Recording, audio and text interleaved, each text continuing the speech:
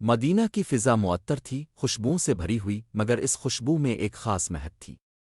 یہ مہک تھی رحمت دو عالم کے گھر کی۔ اس گھر میں رہتی تھیں وہ ہستی جس کے بارے میں نبی کریم نے فرمایا تھا، فاطمہ میرے جگر کا ٹکڑا ہے، جس نے اسے ناراض کیا اس نے مجھے ناراض کیا۔ صحیح بخاری۔ یہ گھر محبت، وفا، غیرت اور دین کی اصل تصویر تھا۔ حضرت فاطمہ کی ازدواجی زندگی کا آغاز حضرت علی کے ساتھ ہوا، جنہیں نبی کریم نے علم کا دروازہ اور اللہ کا شیر قرار دیا۔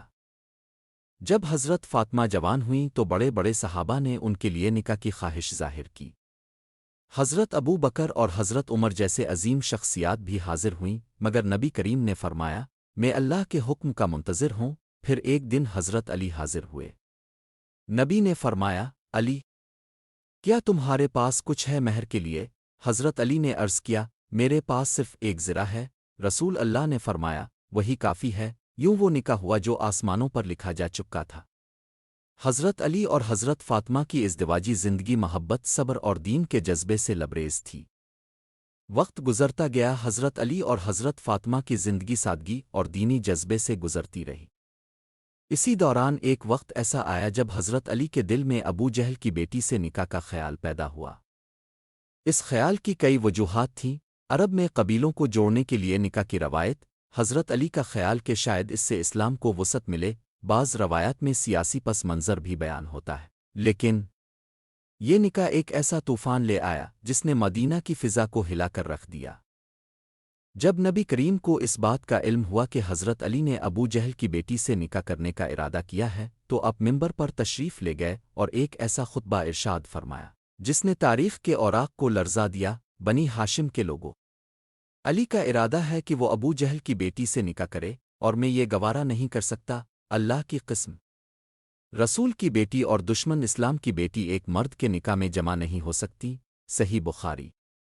یہ الفاظ نہ صرف حضرت فاطمہ کی شان بیان کرتے ہیں بلکہ یہ اسلام میں عورت کی عزت، بیٹی کے مقام اور وفا کے تقاضے بھی واضح کرتے ہیں۔ حضرت علی جب یہ بات سنے تو ان کا دل کانپ گیا۔ وہ جانتے تھے کہ انہوں نے کسی گناہ کا ارادہ نہیں کیا، لیکن نبی کی غیرت کا احترام فرض ہے۔ حضرت علی نے فوراً فیصلہ کیا کہ وہ اس نکاح سے دستبردار ہوتے ہیں۔ انہوں نے فرمایا، رسول اللہ، مجھے کبھی بھی فاطمہ پر دوسری شادی کی نیت سے تکلیف دینے کا ارادہ نہیں تھا۔ میں اللہ اور اس کے رسول کی رضا پر راضی ہوں۔ یہ تھے علی المرتض، جو صرف بہادری کے لیے نہیں وفا کے لیے بھی مشہور تھے۔ اس سارے واقعے میں حضرت فاطمہ خاموش رہے، نہ شکایت کی نہ شکو۔ ان کے چہرے پر کوئی غصہ تکلیف کا اظہار نہیں تھا، مگر ان کے دل کی کیفیت نبی کریم جانتے تھے۔ یہی وجہ تھی کہ آپ نے فرمایا، فاطمہ میرے دل کا ٹکڑا ہے، جو اسے تکلیف دے وہ مجھے تکلیف دیتا ہے۔ حضرت فاطمہ کی خاموشی ہی ان کی عظمت، صبر اور وفا کا ثبوت تھی۔ اس واقعے نے امت کو سکھایا کہ نکاح صرف جسمانی قبائلی رشتہ نہیں بلکہ ایک روحانی، اخلاقی اور دینی معاہدہ ہے۔ یہ سبق دیا کہ دین کے دشمنوں سے رشتہ نہیں جوڑا جا سکتا۔ بیوی کی عزت کرنا شوہر کی ذمہ داری ہے، عورت کی خاموشی کو کمزوری نہ سمجھا جائے۔ نبی کی بیٹی کا احترام امت پر فرض ہے۔ آج کے دور میں جب نکاح کو تجارت کا کھیل بنا دیا گیا ہے، جب بیوی کو دبایا جاتا ہے، جب بیٹیوں کے فیصلے کچل دیے جاتے ہیں، تو اس واقعے میں روشنی ہے، رہنمائی ہے، پیغام ہے۔ نبی کا فرمان آج بھی گونج رہا ہے، میں وہ ہوں جو حق کہتا ہوں، میں کبھی اپنی بیٹی کے ساتھ ظلم نہیں دیکھ سکتا۔ یہ واقعہ ہمیں کئی معاشرتی پہلو بھی سکھاتا ہے۔ غیرت، ایک باپ کی غیرت بیٹی کے لیے کیسی ہونی چاہیے۔ شریعت میں عورت کی حیثیت کیا ہے۔ فیصلہ، مرد کو فیصلے سے پہلے سوچنا چاہیے کہ اس کے ایک قدم سے دل ٹوٹ سکتے ہیں۔ وفا، حضرت علی جیسے شن خدا نے وفا کی لاج رکھی۔ حضرت علی نے اس واقعے کے بعد کبھی کوئی ایسا قدم نہ اٹھایا جس سے حضرت فاطمہ کو تکلیف ہو۔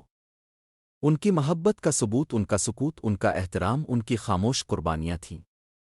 حضرت فاطمہ بھی دنیا سے پردہ فرما گئیں اور حضرت علی ان کے غم میں ٹوٹ گئے۔ ان کا فرمان تھا، جب میں نے رسول اللہ کی لختن جگر کو قبر میں اتارا تو میرے ہاتھ کانپ گئے، مجھے یوں لگا جیسے دنیا خالی ہو گئی ہو۔ یہ تھی محبت، وفا، غیرت اور دین کی وہ حقیقی تصویر جسے نہ وقت مٹا سکتا ہے نہ دنیا۔ یہ واقعہ نہایت اہم ہے کیونکہ اس میں رسول اللہ کی بیٹی کی عزت کا پیغام ہے، حضرت علی کی وفاداری اور رجوع کا سبق ہے، نکاح کے دینی تقاضوں کو بیان کرتا ہے، بیٹیوں کی عزت کا مقام یاد دلاتا ہے، اور سب سے بڑھ کر یہ کہ غرت نبوی آج بھی امت کے لیے معیار نور ہے۔